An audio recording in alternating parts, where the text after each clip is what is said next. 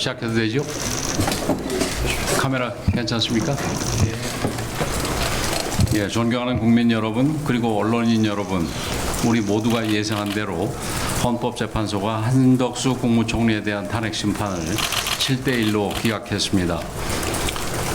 심지어 억지 탄핵을 밀어붙인 민주당도 예상했던 결과입니다. 그 어떤 이변도 없었습니다.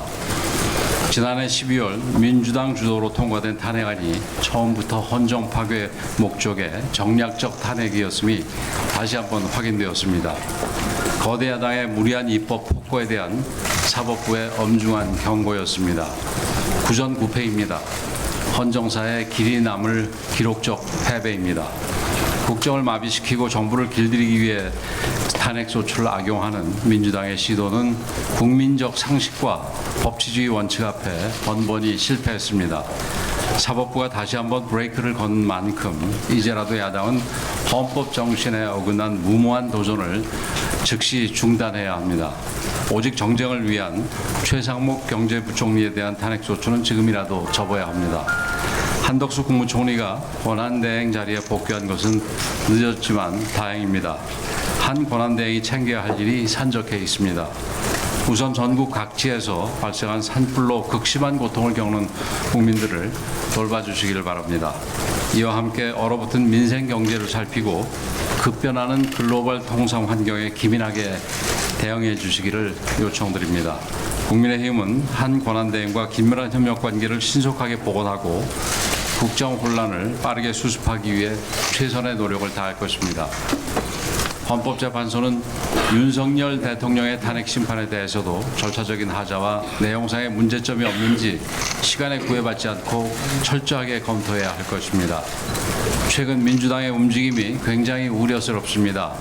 줄탄핵 무리수로 국정을 흔들고 국민을 불안하게 만든 데 대해 반성하고 국민께 머리 숙여 사죄해도 모자랄 판에 야당은 오히려 뻔뻔한 모습을 보이며 헌법 위에 군림하려 듭니다. 특히 헌법재판소가 자신들 뜻대로 움직이지 않자 민주당은 헌재가 윤석열을 파면을 선고할 때까지 광장에서 국민과 함께 싸우겠다라면서 소요 사태를 선동하고 있습니다. 더욱 경악스러운 것은 이재명 대표가 탄핵이 기각된다면 나라가 망하는 것이라는 망언도 서슴지 않고 있다는 점입니다.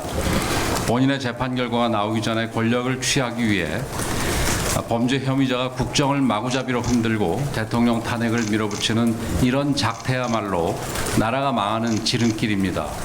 탄핵 남발, 광장 투쟁, 헌법기관 공격, 선동 정치의 끝없는 악순환을 반복하는 그들에게 나라를 맡겨서는 안 되는 이유가 더욱더 분명해지고 있습니다. 이들의 머릿속엔 대한민국 국민은 없습니다. 민주당의 아버지라는 이재명 대표만이 있을 뿐입니다. 상식이 무너지고 법치가 흔들리는 것을 두고 볼 수는 없습니다. 대한민국의 헌정체제를 수호하기 위해 내전 선동 세력이 우리나라를 유린하는 것을 막기 위해 국민의힘은 분연히 일어나 맞서 싸울 것입니다. 국민 여러분, 지금 대한민국에 필요한 것은 사회 갈등, 분열 조장이 아니라 국정 안정과 책임 정치입니다. 우리 당은 국민과 함께 민생을 살리고 국정을 바로 세우는 일에 모든 역량을 집중하겠습니다. 민주당과 이재명 대표 옹의 세력에게 강력하게 경고합니다. 대한민국의 법치는 쉽게 무너지지 않습니다. 민주당과 같은 헌정 파괴 세력이 아무리 짓밟아도 국민이 피땀으로 가꿔온 민주주의와 법치주의 정신은 서리빨같이 살아있을 것입니다.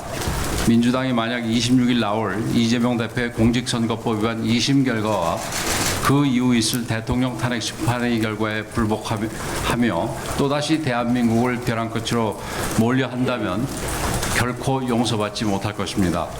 헌법재판소는 지금껏 그래온 것처럼 본연의 임무에 충실해 주기 바랍니다. 그리고 헌법재판소가 앞으로 내놓을 판단도 오직 법리와 원칙에 의거한 공정한 결과이길 기대합니다. 국민의 힘은 그 어떤 상황에서도 흔들리지 않겠습니다. 국민과 함께 법 앞에 만인이 평등하다는 사법 정의가 실현되는 대한민국을 기필고 만들겠습니다.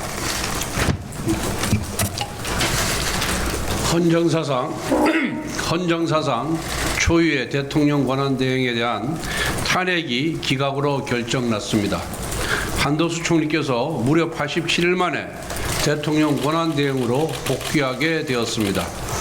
이번 한덕수 대행 탄핵 기각은 더불어민주당, 아니 더불어 탄핵당의 구정구패 그 이상의 의미가 있습니다. 대통령에 이어 대통령 권한대행마저 연색 탄핵한 것은 정략적 계산에 따라 대한민국의 행정부와 헌정 질서를 마비시킨 거대 야당에 의한 내란 기도의 정점이었습니다. 이재명 세력의 입법 권력을 동원한 내란 음모에 헌법의 철퇴가 가해진 것입니다. 당연한 결과입니다. 이재명 대표는 뻔히 기각될 것을 알면서도 오로지 본인의 정략적 목적을 위한 졸속 탄핵으로 87일이나 국정을 마비시킨 데 대해 국민 앞에 석고대죄하십시오. 헌재가 뒤늦게나마 한덕수 대행의 직무 복귀를 선고한 것은 다행스럽지만 의결 종족수를 151석으로 판단한 것은 대단히 유감스럽습니다. 이는 헌재가 대통령 권한대행에 대한 거대 야당의 무제한 탄핵 면허를 부여한 것입니다. 헌재가 한덕수 대행에 대한 탄핵 소추 재추진 가능성을 열어준 것이고 앞으로 대통령이 직무정지될 경우에 다수당이 권한대행, 대행의 대행까지 탄핵을 남발할 수 있다는 최악의 선례를 남겨준 것입니다. 그럼에도 불구하고 2명의 헌법재판관들이 대통령 권한대행의 의결 정족수를 200석으로 판단하여 각하 사유라고 결정한 것은 대단히 중요한 의미가 있습니다. 국회 다수당이 자의적인 법 해석으로 탄핵 소추권을 남발해서는 안 된다는 것을 헌재가 분명히 경고한 것입니다. 직무에 복귀하신 한덕수 권한대행께는 그동안 마음고생이 많으셨다는 위로와 격려의 말씀을 드립니다. 하지만 우리나라의 대내적인 현실이 녹록지 않은 만큼 하셔야 할 일들이 산적해 있습니다. 우선 전국적인 산불 진압과 피해 복구 활동부터 꼼꼼히 챙겨주실 것을 당부드립니다. 특히 국민 안전과 국가 안보를 위해 장기간 공석 상태로 방치되어 있는 행안부 장관과 국방부 장관부터 신속히 임명해 줄 것을 요청드립니다. 아울러 여러 현실적인 한계에도 불구하고 글로벌 통상 관세 정쟁의 거센 파고에 맞서 대한민국의 경제, 산업 이익을 보호하기 위해 적극 대응해 주실 것을 당부드립니다. 고위 당정을 조속한 시일 내에 열어 경제 안정 대책 등을 논의할 것을 요청합니다. 마지막으로 민주당은 더 이상 실효성 없는 최상목 부총리 탄핵과 광화문 장애투쟁을 포기하고 국회로 돌아오길 바랍니다. 국가 재난 대응과 경제위기 대응을 위해 한덕수 대행이 참석하는 여야정 국정협의회를 복원해야 합니다. 사석에서 만난 야당 의원들이 민주당 지도부의 최상목 대행 탄핵 추진은 무리수라고 고백하고 있습니다. 제발 정쟁 대신 민생으로 돌아와 주십시오. 질문 있으시면 최상목 대행 시절 임명해서 정규상 중앙지청 헌재재판관의 법적 문제 없다고 보시는지 하나랑 그다음에 현재 헌법재판소에서 헌법재판관 임명 안 하는 건 헌법과 법률 위반이라고 했는데 복귀한 한덕수 총리가 마흔여 후보자 이제 임명해야 된다고 보시는지 궁금합니다. 예, 우선 조한창 정계선 재판관인가요? 그 부분에 대해서는 이번에 이제 각하가 아니라 기각이 된 상황이기 때문에 조금 글쎄요, 논의가 더 많이 이루어질 것 같지는 않습니다만은 여전히 그 문제에 대해서 해석 여지가 이론의 여지가 틀림없이 있다고 생각을 합니다. 근데 그거는 이제 차후 절차나 차후 우리 시민사회에서 그 부분에 대해서 논의가 이어질 거라고 생각을 하고, 마은혁 재판관 같은 경우는 지금 헌법 관행에 사실은 맞지 않는 부분입니다.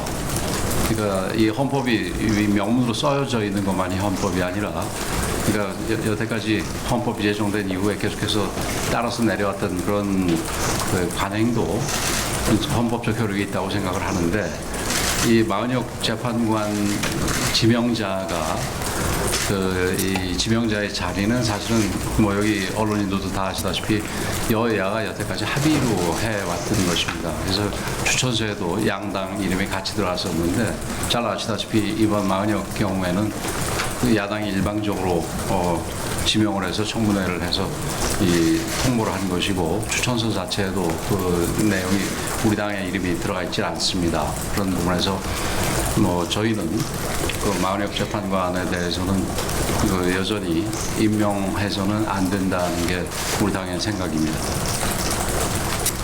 그 좀 보완 설명을 드리면은 헌법재판소의 결정 주문에 따르면 됩니다. 마은혁 후보자 같은 경우에는 국회의 헌법기관 구성권을 침해한 거지만은 헌법재판관으로서의 지위를 지위에 있지 않다.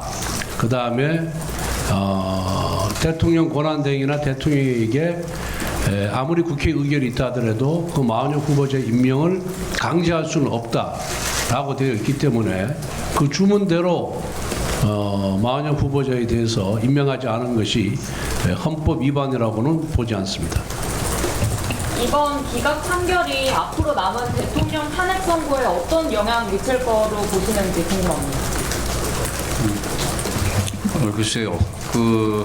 저희들도 바로 이게 별개 사건이기 때문에 바로 뭐 직접적인 영향이 있다고 생각하지 않지만 그러면서도 한 가지 좀 아쉬운 부분은 이번에 이 헌법재판을 하면서 사실은 그 형식적인 부분을 먼저 판단을 하고 구체적으로 본안에 대해서 즉 이 한덕수 총리가 탄핵 소추를 인용할 정도의 위법한 위헌적인 행위를 했느냐 이런 거를 순차적으로 판단을 해야 되는데 의결 정족수에 대해서는 판단을 했지만 이 탄핵 소추 이 내용 중에서 내란죄를 뺀 부분에 대해서는 전혀 판단이 없었습니다. 그래서 그 부분에 대해서는 한편 아쉽기도 하고 한편은 뭐라 그럴까요? 한편은 좀 의아스럽기도 하고 그런 부분입니다. 그리고 지금 어쨌든 그 현재 재판관들이 뭐 우리가 생각을 할 때는 좀 이상한 부분도 있지만 각자가 옳다고 판단하는 대로 지금 각자의 주장을 판결문에 담아내고 있기 때문에 이런 식으로 재판이 계속해서 이루어진다면 그리고 좀 더 평의를 제대로 한다면은 이 대통령에 대한 이 탄핵 소추의 결과도 우리가 긍정적으로 해석할 수 있지 않을까 조심스럽게 기대합니다. SBS 최승훈입니다. 한덕수 총리가 임명을 미뤘던 조한창 재판관이 각하 의견을 냈고 또 정계선 재판관이 임명 의견을 냈는데 그렇다면 헌법재판소의 정치적 중립성과 독립성이 잘 지켜지고 있다고 판단하십니까?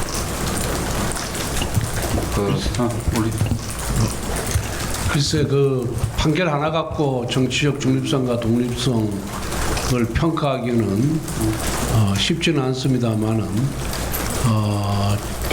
조한창 재판관의 경우에는 뭐 각하 의견이지만은 기본적으로 기각이라고 봤을 때 7명에 1명이었고 정계선 재판관의 경우에는 전혀 7명과 다른 의견을 제시를 했거든요.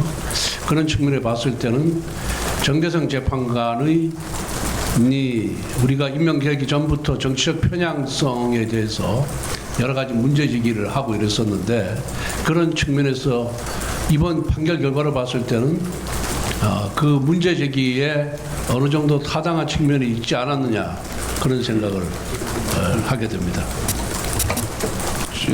한 가지만 더 말씀을 드리면 사실 지난번에 그 이진숙 방통위원장의 그 탄핵 소추와 관련해서 4대4 판결이 기각 판결이 난 부분에 대해서 매우 잘못됐다고 생각을 하고 좀 헌재가 뭐 지나치게 정치적이지 않느냐 이런 우리 당에서는 그렇게 판단을 했습니다. 그런데 이번에 이 정계선 재판관 혼자만 인용 의견을 내고 나머지 세 분은 기각 의견을 낸 부분에 대해서는 아쉬움이 있지만 그래도 높이 평가를 합니다. 앞으로도 헌법재판소는 뭐 여러 가지 얘기가 있습니다만은 그런 데 휘둘리지 말고 정적인 중립성 그리고 객관성을 가지고 오직 법리와 양심에 따라 재판을 해주시기를 저 기대하겠습니다. 저희 지방 촛불 재난연장을 하셔야 돼서 시간이 자, 감사합니다. 수고하셨습니다.